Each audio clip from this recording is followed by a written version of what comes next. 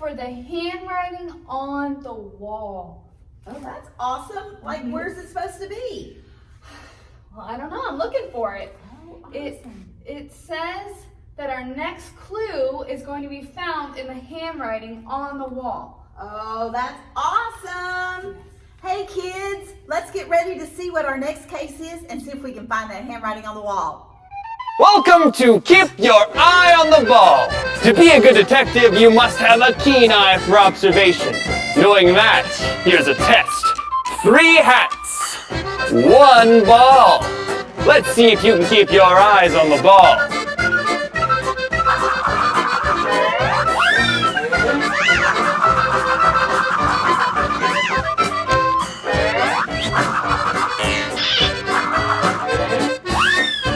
All right, that was round number 1. Were you able to keep up? Do you think you know which hat the ball's under? Let's see if you're correct. If you picked hat number 2, you are right. But that test was on a very, very slow speed. Let's see what happens when we speed things up a little bit. Get ready for round number 2.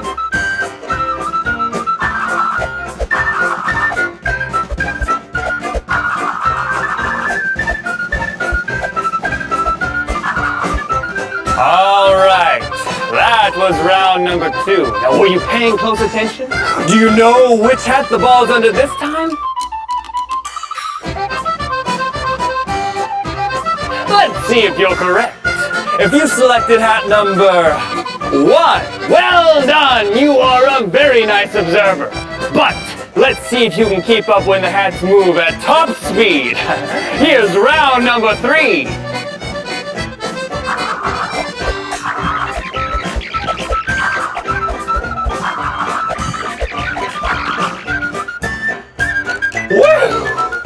That was round number 3, and it is the fastest speed possible. My arms are very tired. I hope you're watching closely because I couldn't do that again if I tried. Okay, which hat do you think it's under this time? Let's see if you're correct. If you selected hat number 1, great job! You have all the makings of a great detective. Well done, junior detectives. And remember, anyone with eyes can see, but only a true detective observes.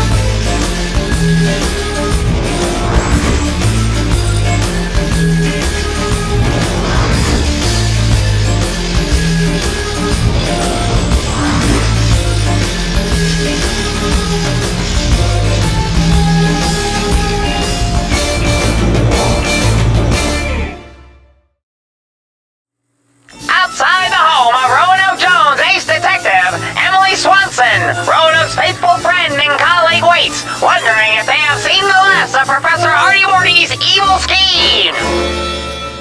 I wonder if we have seen the last of Professor Artie Morty's evil schemes. Extra, extra, read all about it. Copycat clutches cause catastrophe. People laugh at mistakes and then copy them. Thank you. It sounds like something strange is happening in the city. Yes, indeed, Miss Swanson. I don't know if even Roanoke Jones can solve this. I can assure you Roanoke and I are up to the challenge. So, what seems to be happening?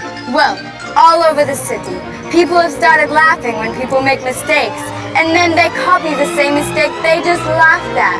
It's bonkers out there. tell me more about this. Where did you first observe this? Piccadilly Square. On my way here, I saw a server carrying a tray of tea at a restaurant. He dropped the tray and some people laughed at him. But this is the weird part. As soon as they stopped laughing at him, the same people picked up the trays, put the tea on them, and then dropped their trays. It was horrible. How? But, some people simply just have unpleasant manners. Are you sure they weren't simply mocking him? Now, while it is uncouth to make fun of someone's mistake, that hardly seems like a sinister plot. Not at all, Miss Swanson. They kept doing it over and over, and it started to spread. I had to get out of there. Strange indeed. Well, thank you for the information. Roanoke and I will do our best to get to the bottom of this strange behavior. Thanks, Miss Swanson. Extra, extra! Oh, good day, Miss Swanson! Nothing can go wrong on a day like today. No, Roanoke, not a good day at all, I'm afraid. Lots of things are going wrong all over the city. Yes, but it's still a good day. A day without a mystery to solve would be a bad day for you and I. Touché, Roanoke. But it's you and me, not you and I. Right. You and me have a mystery to solve. No, you see, it's you and I have a mystery to solve because... Never mind. You see, it seems that people all over the city are behaving strangely when they witness a mistake. First, they laugh at the person who made the mistake. Then, they copy the person's mistake. And this behavior seems to be spreading through Piccadilly Square. Now, if we don't find the cause and stop this, Roanoke, there will be mass chaos! So, the facts of the case are these. People all over the city are behaving strangely when they witness a mistake. First they laugh at the person who made the mistake, then they copy the person's mistake. The behavior seems to be spreading through the city from Piccadilly Square. If we don't find the cause and stop it, there will be mass chaos.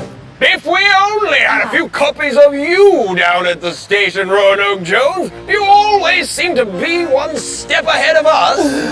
My dear Inspector Leslie Stride, these methods I use are unique to my own way of doing things. Copying my methods will not bring success to anyone. Hoping to follow in my footsteps. Indeed. Well, need I say more? Shall we be off to Piccadilly Square? Yes, Inspector. Thank you, Swanson. After you, Inspector. Thank you, Detective. Come, Swanson. Yes, Detective. While the polite police inspector precedes the partners on the path to Piccadilly Square, Professor Artie Morty, the criminal creator of this calamity of copycat behavior, cackles evilly as his creation causes chaos in the city! It's me, Professor Artie Morty. Evil masterminds of the future will look back on this day and wish for a plan as devious and dastardly as mine. I wouldn't wish this plan on my worst enemy. I did wish it on my worst enemy, Roanoke Jones. He is my worst enemy, but what I mean is that... Well, never mind. It's a really evil plan, okay? That's what I'm saying. And that fool, Roanoke Jones and his friends will fall right into it. Mistakes. They say that everyone makes them. Everyone except me. They even say that you should learn from them. Ha! But I will use everyday mistakes to bring this city to its knees. I have found a chemical compound that causes people who witness a mistake to laugh at it and then to repeat the same mistake they just laughed at. And I will deliver this chemicals by spreading it on the fur of these cute little cats. They roll along and cutely rub against people's legs and bam! The chemical takes effect. I call it the copycat catastrophe. It's hilarious. I tested it out on these two. Really funny. I'm putting it on YouTube as soon as I take over the city, and that won't be long. Because with everyone caught in loops of laughing and repeating dumb mistakes over and over, the city will descend into chaos, and I will be able to rise to power. Prep the cat for release into Piccadilly Square. Now, to determine the best point of entry into the square. Somewhere far above Artie Morty's secret lair, Piccadilly Square, the city's premier living, shopping, and dining district, is a repetitious clamor of collisions, crashes, and cackling. Oh my! My goodness! Oh no! Oh, this is horrible! Oh, the Bible teaches us that when we see mistakes, we should learn from them so we don't repeat them. We shouldn't laugh at other people's mistakes, but more importantly, we shouldn't copy them. Oh, this city doesn't stand a chance if we don't stop this. This case may be dangerous, but boy is it funny. Look at all these people. Oh, look! A kid! My! Are you in danger, little fella? Look, Leslie. Ah! Don't you just want to take her home? No, Roanoke. I had a bad experience as a child. I don't touch animals. How about you, Oh, Swanson? Roanoke, you know I'm allergic. You Take need it away. You need a good mouser? No, take it away, Roanoke. Anyway, we must discover what is causing all of this. There must be some way to find out how this all started. Leslie! Swanson! Yes, You Roanoke. have to see this! What? What have you discovered? Take a look at these guys! Oh! They keep bumping into the pole! That's so funny! I gotta go take a closer look at this! Roanoke! Horrible! What are you doing? No! Oh! Oh, How does he keep doing that? elementary, Inspector. Well, after petting the cat, he began laughing. And then running into the pole, laughing, and then running into the pole again. Yes, but that's not what I mean. I mean, how does he keep ingeniously discovering how all of these mysterious maladies begin? Years of experience, Inspector. Now, we need to catch that cat without touching it and discover an antidote for whatever chemical is causing this behavior. Quickly, Inspector, you must catch that cat while I consult my big book of everything for an antidote. Swanson, I had a bad experience! Look around you, man. There's no time. Get a grip on yourself and then get a grip on that cat. Oh, now use a long pole or or this thick towel. Now, hurry.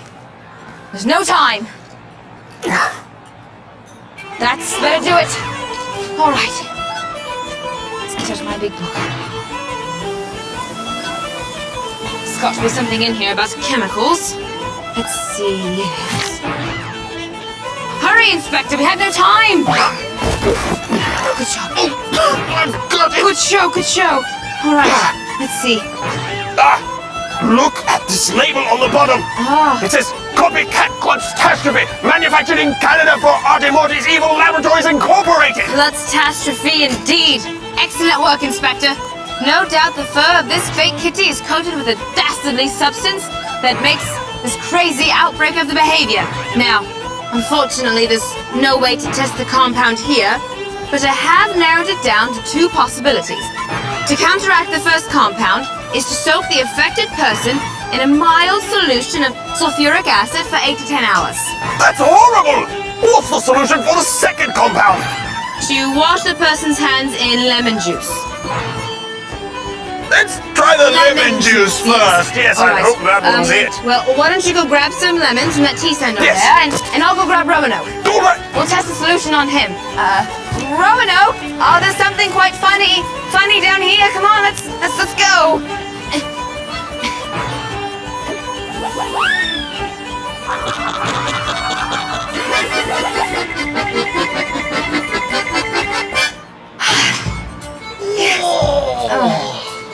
Oh, I believe I've injured myself. Well, I have no doubt of it. You see, the reason that God doesn't want us to repeat our mistakes is partly to avoid injury to ourselves and to others. We're supposed to learn from others' mistakes not repeat them. Oh, yow, my head! Roanoke, once again you've sacrificed yourself bravely to save the city from one of Artie Morty's evil and dastardly plots. I'm sure that a medal for bravery and service to the city is in your future. Swanson, Yes. can you get Roanoke safely home on your own? I have to get these lemons down to headquarters so that my men can start counteracting this copycat catastrophe. Never fear, Leslie. We'll be fine. Until next time. Tell you! Come on now. Swanson? Yes? I think there may have been something quite suspicious about that kitty cat that came by a few moments ago with the wheel. Yes, Roanoke. Right you are. Even injured, that's quite a formidable mind you have there. Quite. Let's go. So, Roanoke Jones, am I supposed to be impressed? You never would have so easily defeated my copycat catastrophe if I had used the other compound. Just because someone didn't want to use the antidote for that one. Who didn't want to soak in acid? Bah! It doesn't matter. I'm through underestimating you, Roanoke Jones, and his bumbling friends. It's time for me to separate the wheat from the chaff, cream from the sugar, peanut butter from the jelly. No, never mind. It doesn't matter. Let's just say the conclusion of my next plan is, ironclad. What are you doing? Pull that thing! And not that thing, the other thing! Good, now, turn back on the lights. Oh look, right where you two animals belong. You there, go and get the key. Oh, it's gonna be brilliant. Brilliant!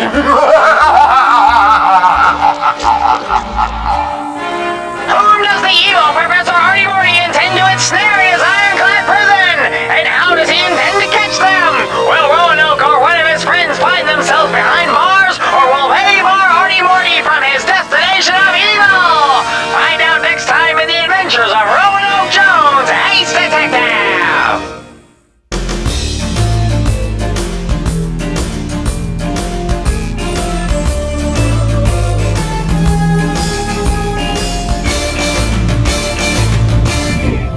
Yeah, man.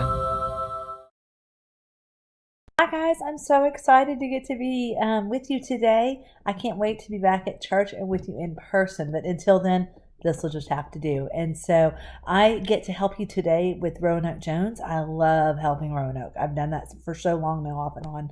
And today I have some clues for you. So let's get ready to warm up. I hope you guys have all been doing well. Hope you've been practicing your detective skills. And here we go.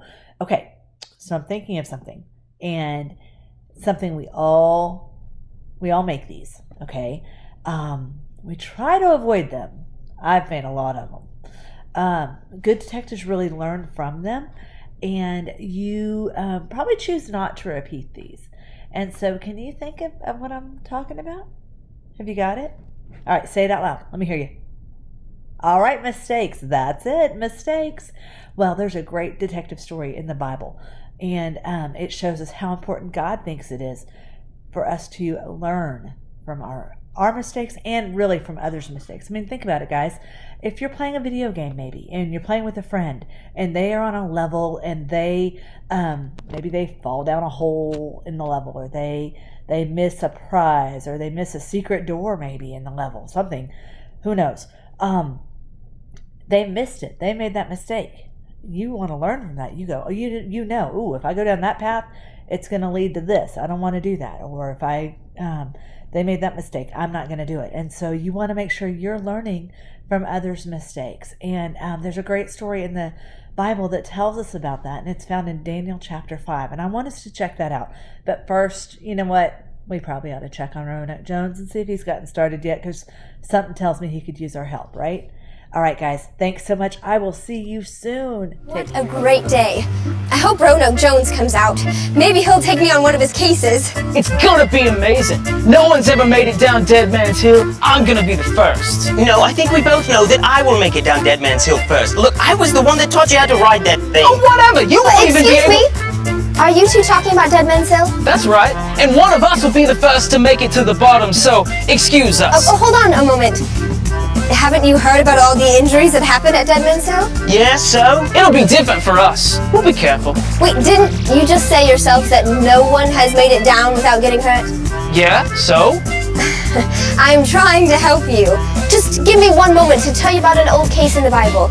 You won't regret it, I promise. Fine, just make it quick, all right?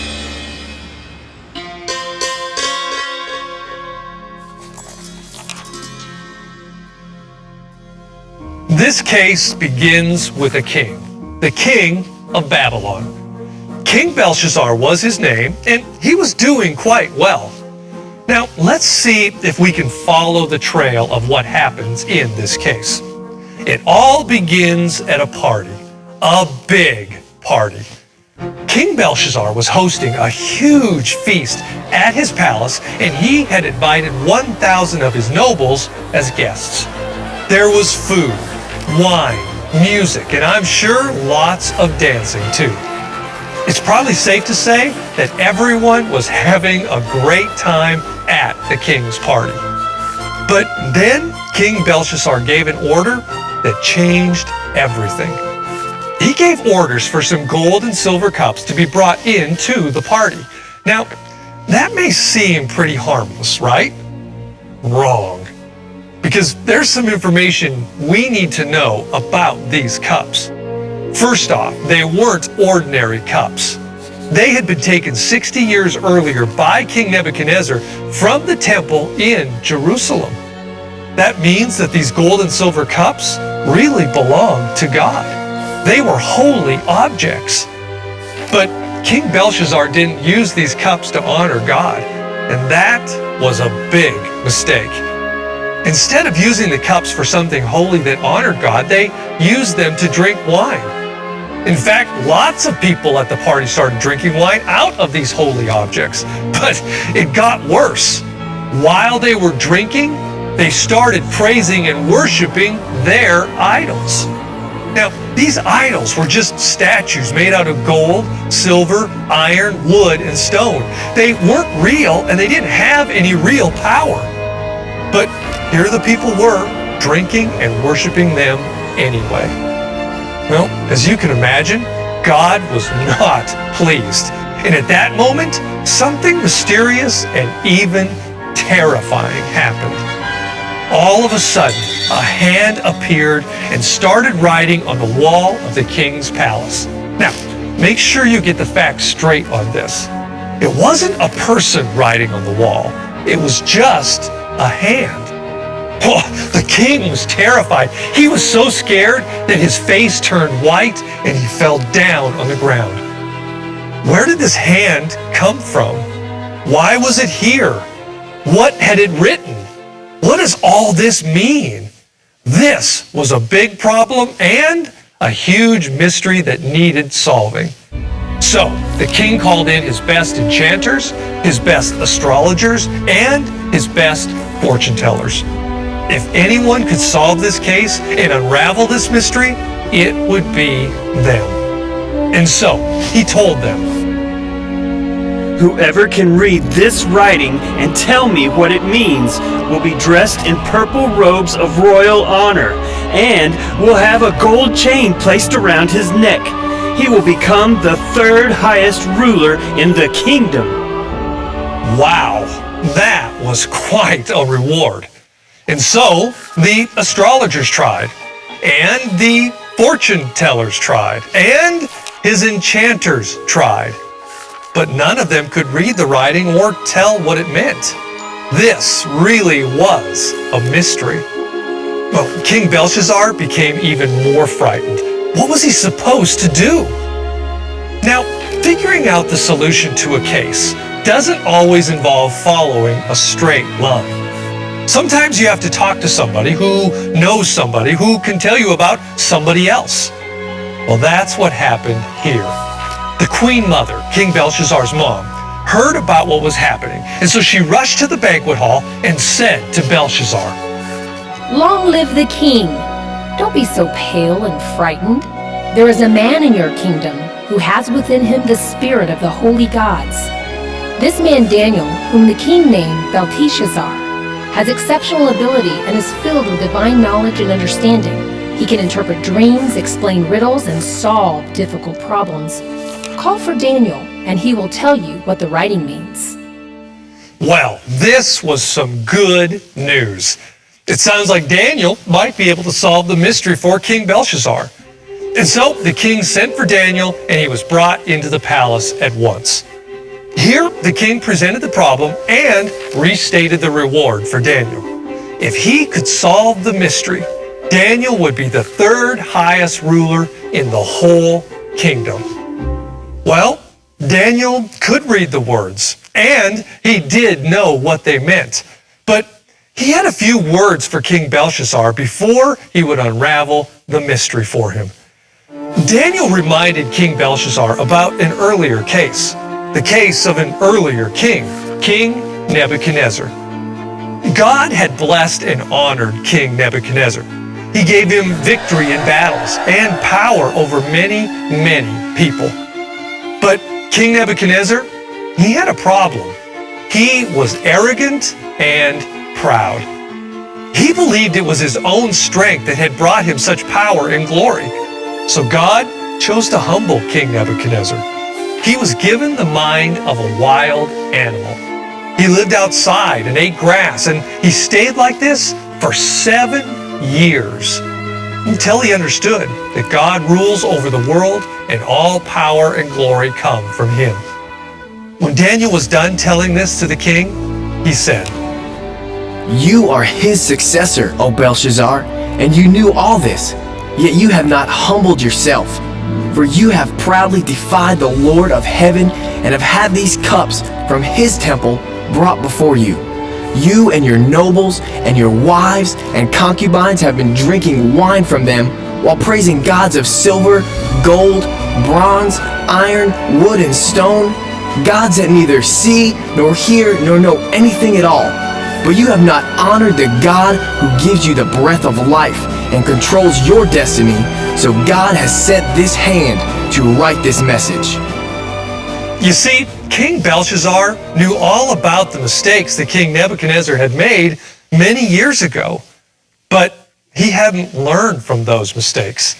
Nebuchadnezzar had been prideful and had not honored God, and now, years later, here is King Belshazzar making the same mistake. And it was then that Daniel explained the writing and solved the case. The writing on the wall were these words: Mene, Mene, Tekel, and Parsin. And this is what the words meant. Mene means numbered.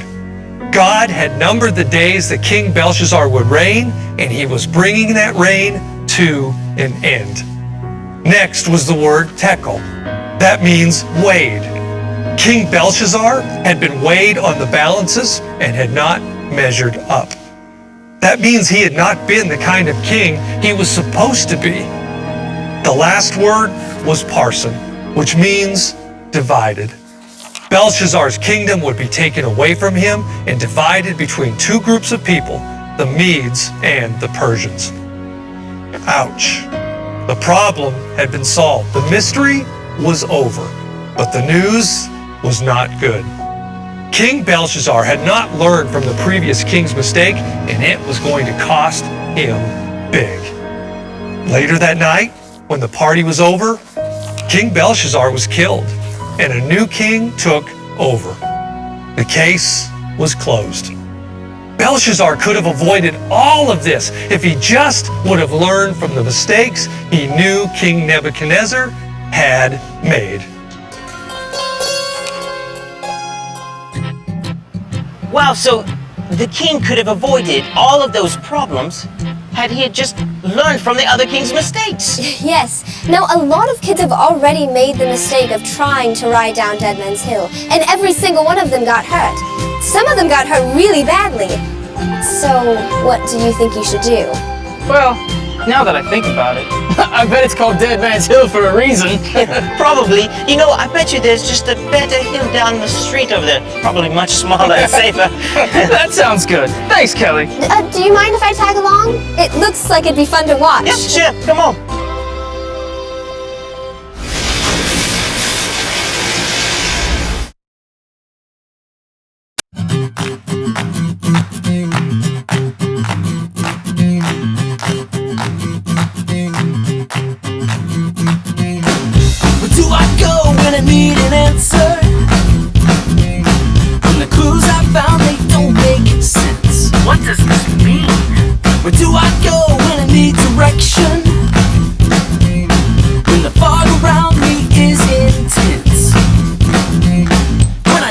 know the truth, there's one book that I look through, and what it says I do. 'Cause God, I look to you. To the Bible, that's the book for me. The Bible, that's the book for me. Yeah, that's the book for me. In the Bible are the answers. They are real, not counterfeit. This ain't no work of fiction. They will lead me down the right road, and I'll see the puzzle pieces fit. When I need to know the truth, there's one book that I look through, and what it says I do. 'Cause God, I look to you. To the Bible, that's the book for me. The Bible, that's the book for me. Yeah, that's the book for me. Sherlock Holmes was a great detective. He solved a lot of mysteries, but in one thing he was defective. He didn't use the Bible. Say what? To the Bible, that's the book for me. The Bible, that's the book for me. Read it every day. That's right, you heard me. Every day. To the Bible.